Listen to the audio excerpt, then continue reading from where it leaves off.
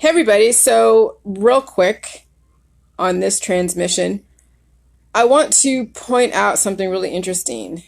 I see a lot of my truther people, a lot of people who are okay with the current programming of today, and some are okay with different programming, like the truther world, the conspiracy world, and the other people are okay with the mainstream programming. So here's the thing, simply just turning off your TV, simply just not reading stuff, simply just avoiding the things that don't make you happy or whatever, isn't going to stop the cell memory, isn't going to stop your thoughts still looping in the same words, in the same feelings around the words, feelings around the ideas, the formula that is something that you recognize and feel comfortable in, like the dichotomy of good and evil, star-crossed lovers, all the different archetypes that, yes, are in Shakespeare, that are in the movies, that are in books. Some of the dictators have quotes.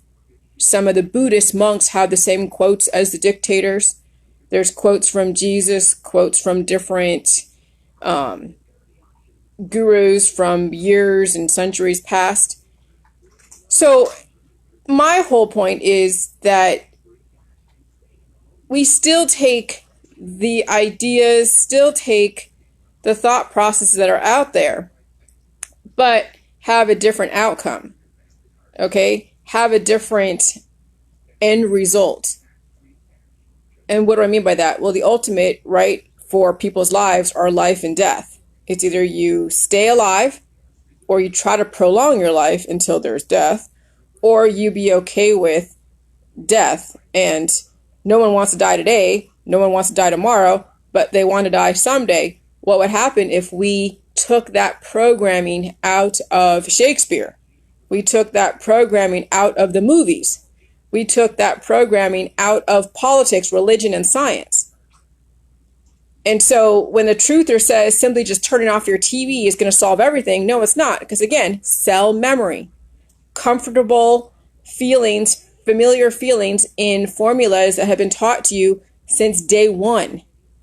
And so right now I'm trying to write about the amount of programming that is so prevalent in watching CNN, watching Fox, reading different books. People say, oh yeah, don't watch TV, pick up a book. Well, that's no different. The same formula in the TV is the same formula in the books. Oh yeah, read all your great, classics like, I don't know, War and Peace or Steinbeck, Henry Rowe, Shakespeare. What else that people who are highly educated think that they're enlightened because they read all the classics? Oh, great. So you read all the classics. So now you're even more reinforced and more brainwashed. It'll be harder to deprogram you from that whole idea that people have to die someday. That somebody has to fit into an archetype. They have to either be a villain. They have to either be a star-crossed lover. They have to be a hero. They have to be a Lolita. They have to be whatever it is. It's in these archetypes. That is the elements of any story that someone wants to talk about or influence a thought process through entertainment stories. That's how you program and brainwash population, is you entertain them with stories that have the necessary constituents to then program you as a person to think a specific way. Your thought process, your belief system, everything that you have ever believed in and come to know was fed to you by some allegory story that has very specific archetypes. They want you to find a place to fit in one of those. The inspirer, the protagonist, the antagonist. I mean, you name it. There is a character for every single one of you out there.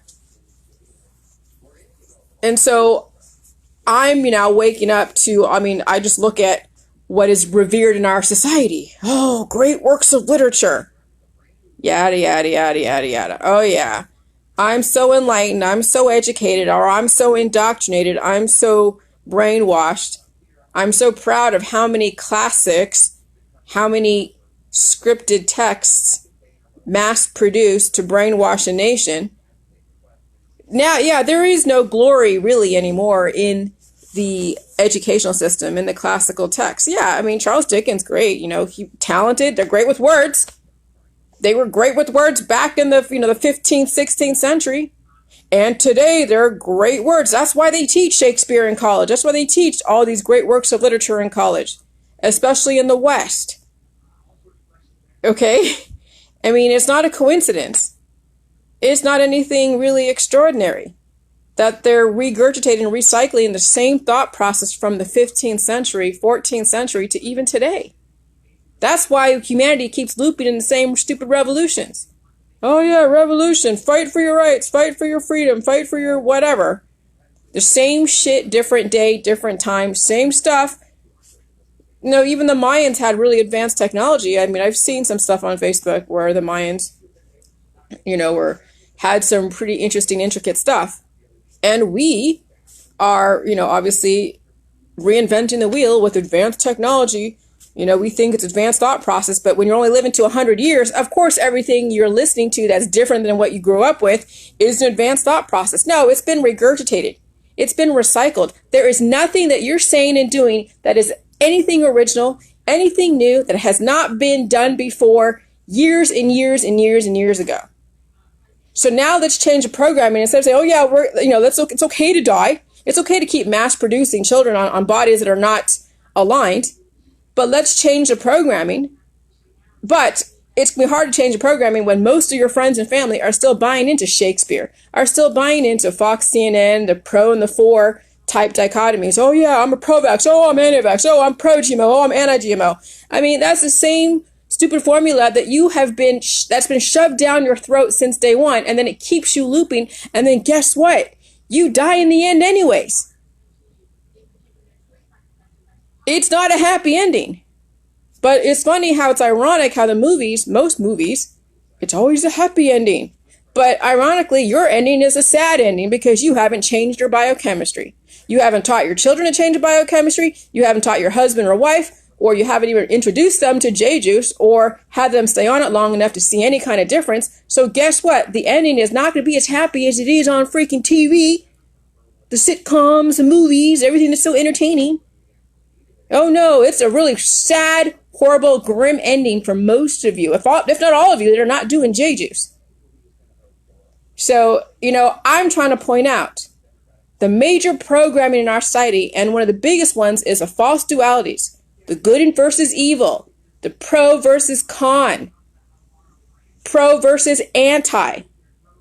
What's the difference between an anti-vax and pro-vax when you're still going to be exposed to the antibodies because somebody else is shedding, or they're mixing DNA with other people with a new virus in the environment, and guess what? You're going to pick it up. That's called herd immunity. Oh, but herd immunity doesn't exist. Yes, it does. Herd immunity exists. However, when you keep reintroducing different viruses into the environment, no one's going to have a moment of peace because they're always going to keep trying to upgrade and keep adapting to a new atmosphere because the atmosphere is continuously changing because somebody keeps kicking up the freaking dust. That's the best analogy I could say. Is that these new viruses in the environment, it's like somebody kicking up the dust continuously. And you think you're novel and you're different because you're saying, oh yeah, I'm against this, I'm against that, I'm pro this, I'm pro that. That's the major mass brainwashing. When you take a side, especially when the sides are having you promote and bring to life everything that you say you're against. Because the science is there. It's a matter of how you characterize the science and what your ultimate belief system is. So if you think people should die anyways, it won't matter if you're pro-vax or anti-vax because you're going to freaking die anyways. So what's the point of taking a side of being pro-vax and anti-vax if you're not going to prolong your life, your child's life, or your husband's life? That's why I see so much hypocrisy. That's why I get triggered by those of you that want that don't understand where I'm coming from. That when I say, hey, yeah, there is programming in Shakespeare. Yes, there's always good points to every story. Hitler had some great quotes. So did all these different dictators that have genocided populations. But do you really think I want to program Hitler into the population? Hell freaking no. I want to promote life on a massive macro level, not genocide anybody. But then I also want you guys to realize that you fall into the most prevalent programming, which is taking a side.